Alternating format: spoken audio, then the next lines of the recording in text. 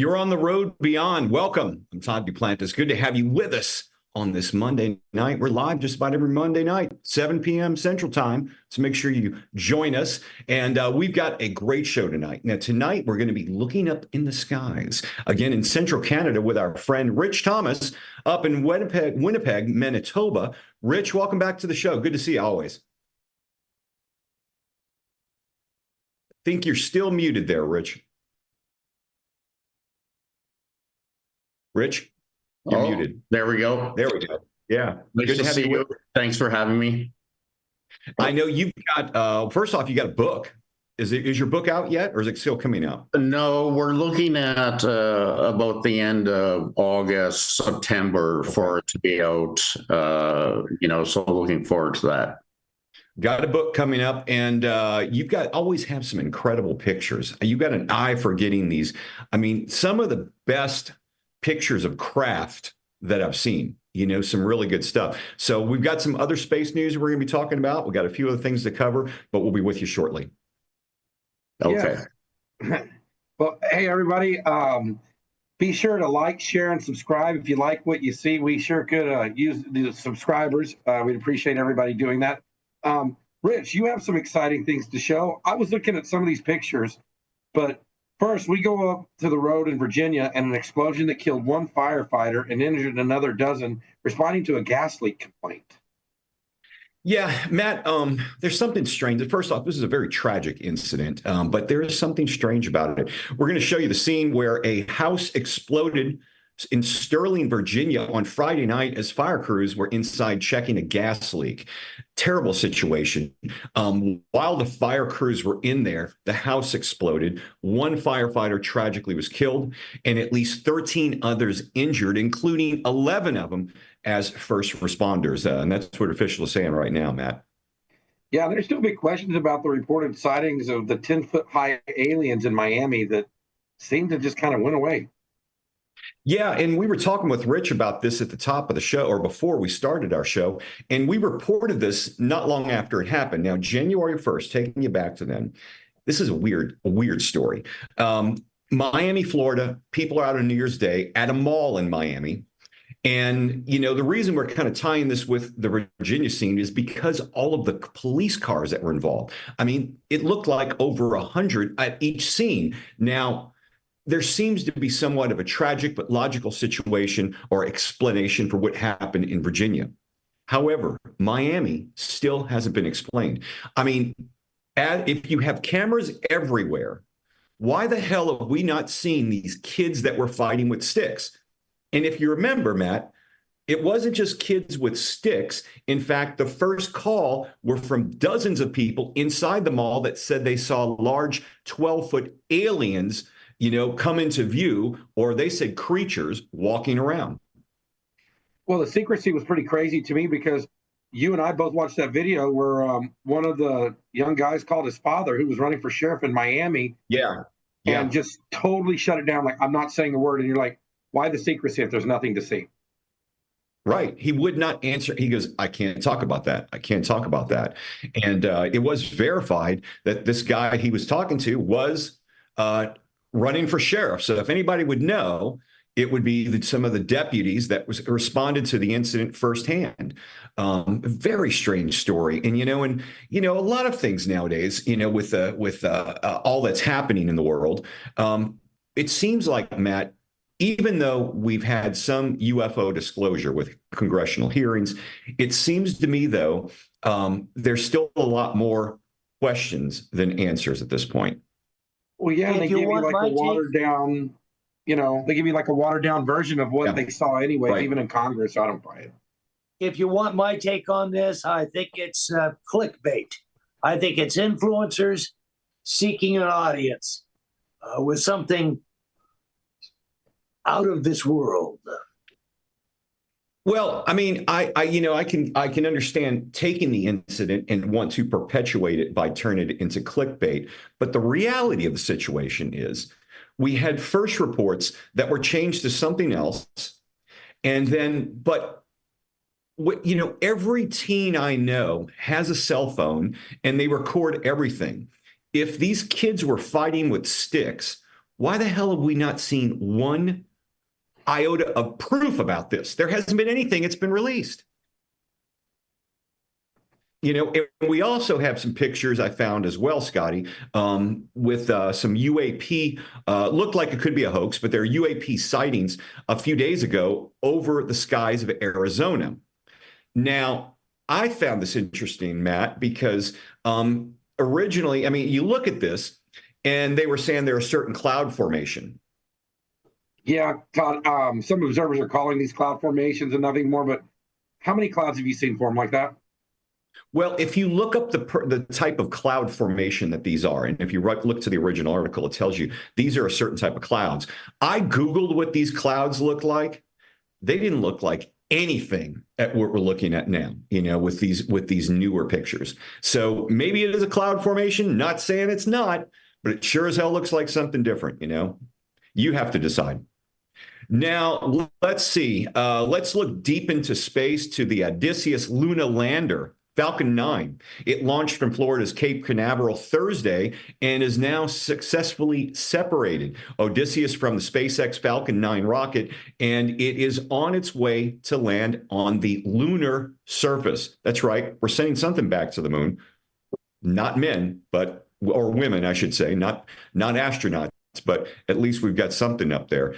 This will be the first hopefully successful landing on the moon in another 50 years. The six-legged Odysseus lunar land will land on the south pole of the moon on Thursday, close to where they suspect is lunar ice. The Nova C lander is built by Houston-based Intuitive Machines, and that will make history for doing that. The first time in 50 years we're back on the surface of the moon. This is being done by a private company with NASA instruments aboard. All right, let's see. We're going to go back up to Canada right now. Central Canada, our friend in Winnipeg, Rich Thomas. Rich, welcome back once again. Hi. And Matt, you were looking at some of these pictures that Rich had as well, right?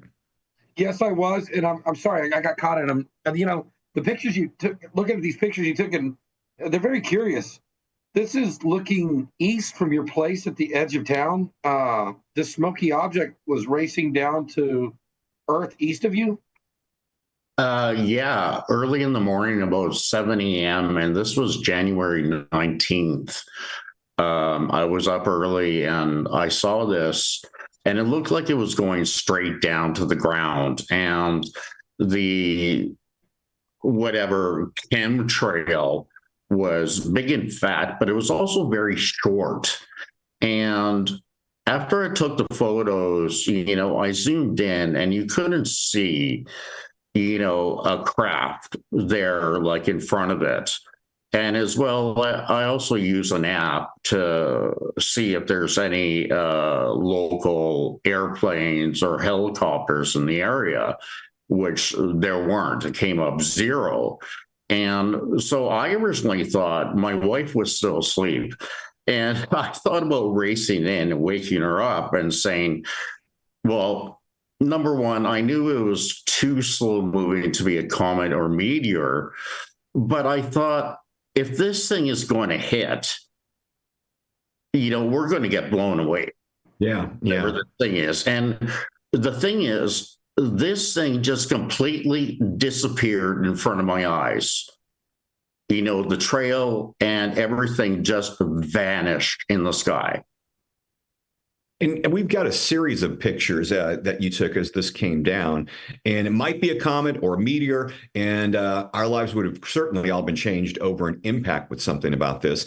Rich, let me ask you this. You know, down here, it seems like when people take pictures, they'll send it to the news media, and the meteorologists will explain it one way or another. This is a scientific fact on why this happened. Have you been able to interact with any of the meteorologists up there in Canada where you could show some of these pictures saying, what's going on? I have, you know, previously in the past, I've sent some of my photos, and I never get any kind of reaction back from them. You know, it's still, at least up here, like in Winnipeg, and we've only really got about 2 media sources on television. It seems to be something they don't talk about. except for what we're going to talk about, this CTV and the airplanes and the tower chatter that happened that morning on January 19th. Yeah, you were not the only one that saw this. So, the CTV reported pilots over your region. They also saw some strange lights at the time. Let's listen to the audio from a conversation with another witness and a Canadian air traffic controller. R7062, go ahead. Yeah, is there any active military airspace just like north of Winnipeg? No, nothing I'm aware of. You said north of Winnipeg? Yeah. No, not right now. Wow. Okay. Lots of active bright light. It sounds like, Rich, that we were talking before the show, several pilots reported this, not just one or two. We're talking, I think you mentioned 8, right? Well, you would think 8 pilots, at least 2 pilots per craft, and there were actually 4 commercial craft that saw it originally in Regina, Saskatchewan, and then it moved eastward to Winnipeg, and then it moved eastward to Thunder Bay, Ontario. So if you listen to the full, chatter on CTV News and just, Google UAP January 19th, they were all talking about this thing was triangular, but then it would move into a diamond shape and back to triangular, and was moving, too fast. And it was at about 50,000 feet. They were saying. Well, my first question would be, when you hear about the movements like that, of course, we're all familiar nowadays with these drones that get up there, and they have them programmed and timed out that they can make patterns in the sky. They can make shapes. Is there any doubt in your mind that this could be drones? No. I mean, at 50,000 feet, that's impossible right now. And the other thing too, you got to consider, and I say this with a military background in the Air Force, these pilots, they're professionals and their eyes are the best and they know what they're seeing. Yeah. So for them to even report it, I was actually surprised that CTV News made this national news and it got out, this whole chatter. I think this was a very special event coming out to the media. And I think you drew us a map in this. In a previous podcast, you showed us where the satellite of this triangle that is very right to the east. I think it was in a field and right to the east of you. Yeah, that's correct. It's about 5 miles away east from my home. Rich, what was even more curious was this image you captured on the grounds at a gated community also to your east? Yes. My condominium faces to the east. And if we can see that picture, I wanted to maybe it looks like you're thinking this is an entity, or maybe tell us about the background on this. Well, to the east, and where I took this just recently, and I've got other pictures that I think are on your reel. Yeah. I've captured at least 4 or 5 entities around the exact same area. It's look at this one. Look at this one. Yeah, this one's the most curious. It almost looks demonic. Yeah. And that's where I was kind of going with this next, Scotty, is I'm thinking, we're hearing a lot of chatter that aliens could really have been demons back in the day. And when you see these entities, do you feel any fear, any threat from them? Does anything, and do you see them physically, or do you only capture them on video? Well, there's a few ways. I mean, I'm an abductee, so there has been fear and there has been experiments performed on me that have physically hurt. I usually feel, number one, curious, and but I've had some experiences that have been, yes, very, very frightening and have shaken me up to the core. There have been experiences, very few though. Most of the time, you feel very comfortable, don't you? Most of the time, the way that I can communicate with them, they seem to follow what I ask of them. You know, please don't physically hurt me as much anymore, or, you know, especially please return me home. Let me leave the debit card. That was what. Yeah, but leave the debit card for my wife just in case. Yeah. You also, in the days after this event, you witnessed a very strange moon, and you got some pictures of that as well. Yeah, no, and you know, it's kind of been nice through the winter here in Winnipeg. It always gets very cloudy, and so because our weather's been unusually warm the last couple months, the skies are clear, and so being able to see things and capture them has been a lot more frequent and a lot clearer. Nathan, I mean, not Nathan, I'm sorry. Matt, I don't know if you had seen this on X recently, and Rich, maybe you've seen it too. There was a picture that was taken by a kid, and it was of the moon, and it was one of the clearest pictures. And unfortunately, we don't have it in our bank of pictures for today, but I'll promise I'll get one for next week. But this kid took a picture of the moon, and it appears that the moon is rusting. Have you heard of this, or have you seen the picture, Rich? Yes, no, I have. And those pictures, I don't think they were shown. The pictures of the moon that I just took maybe 3 weeks ago, right, was very different. And I do take pictures of just the stars and the moon as well. And this one was just, I don't know, like there was some kind of filter to it, just very, very odd. Well, Let's look at that picture. Which one? The moon. The moon. They were not in the email that was sent earlier. Oh. Yeah, unfortunately. So, Matt, I don't know if, there's been some discussion, and Rich, maybe you can comment on this as well, that the moon itself is a base and could be metallic to that effect. Have you heard this yourself, Rich? Well, of course. And I mean, you know, I'm not much of a conspiracy theorist. I only like to talk about things that I've witnessed.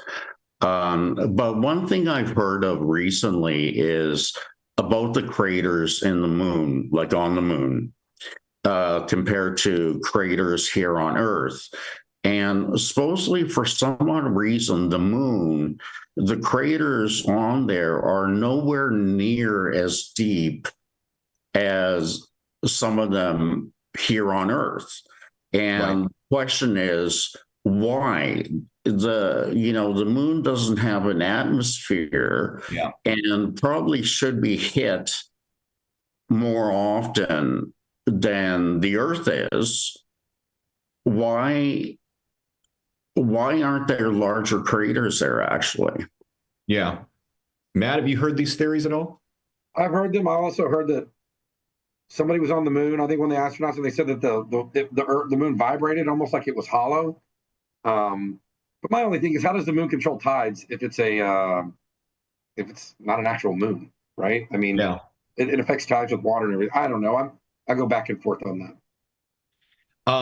I know, Rich, you've sent us some pictures of UAPs that you've taken near the moon. And I know we talked about this, I think, last time you were on the show, and when Les Durant was on here.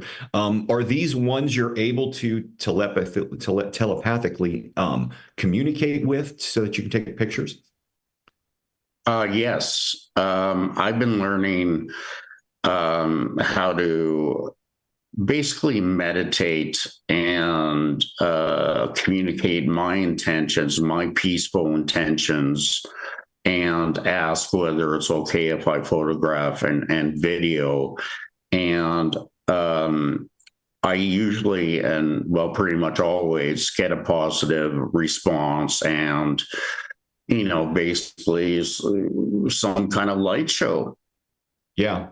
And some of these pictures of craft, like this one right here that we're looking at, these are pretty incredible. These are some of the best ones I've seen, where they're certainly a shape, and, it's very bizarre.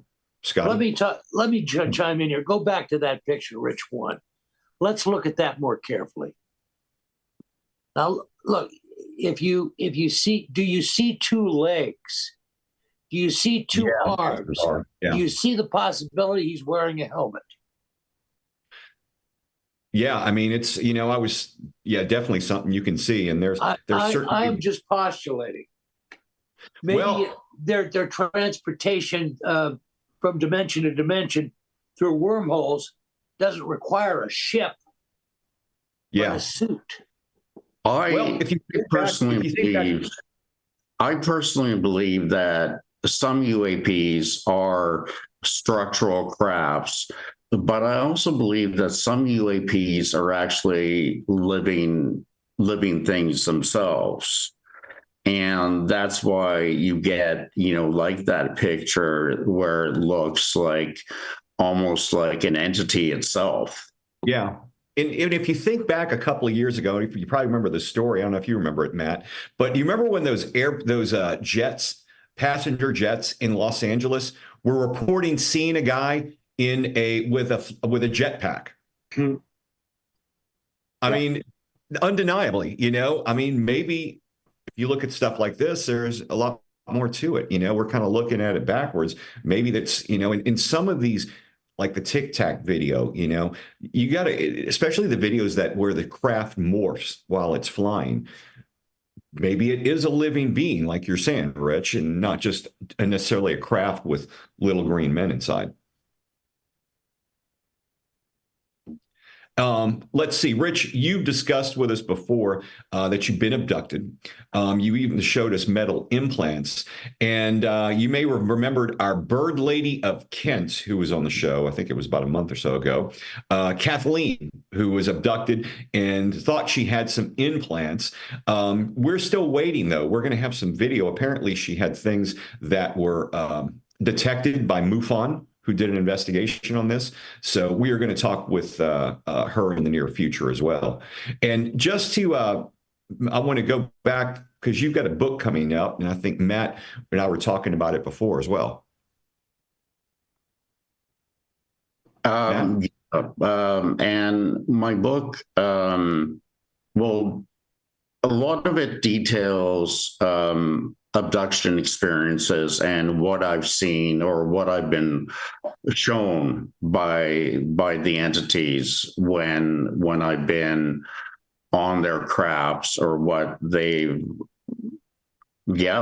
shown me, is just, that's a 2-hour-long show. Right. Well, let me ask you. Go ahead, Matt. I'm sorry. Now, Rich, this book, it's coming out for release this summer. Is that correct? Yeah, it should be the end of August, somewhere in September. Awesome. We'll be looking for it, sir. Now, let me chime in here. This details your entire lifetime of your encounters with entities, with UAPs, and the feelings that you have, and the metal that's been implanted into your feet, for example. It entails the entire life, and you ask the question in the title, why me?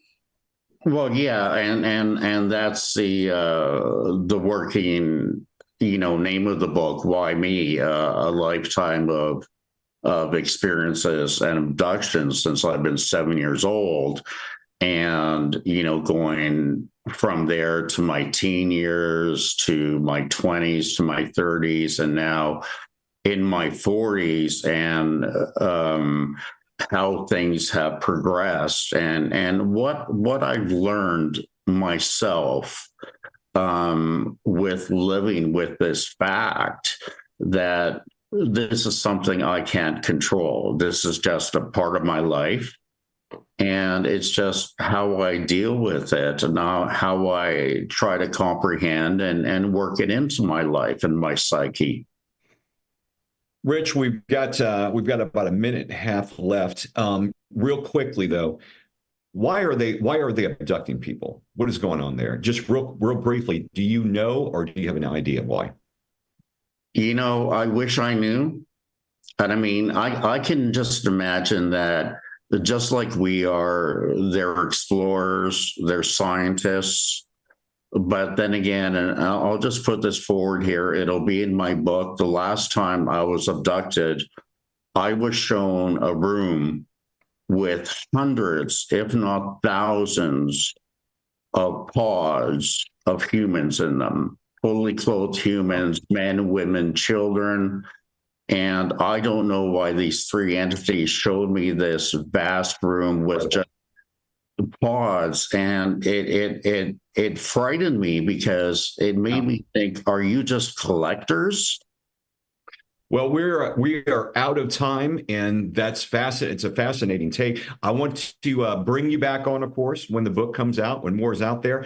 Scotty, thank you for being here. Rich, thank you as always for joining us. Great stuff that you're sending to us. Matt, thanks for being here. Thanks for having me. All right. Remember, folks, if you like this podcast, look for us on social media, The Road Beyond Podcast. We're on Facebook, YouTube. Like us, subscribe, and share. Until next week, I'll see you next Monday.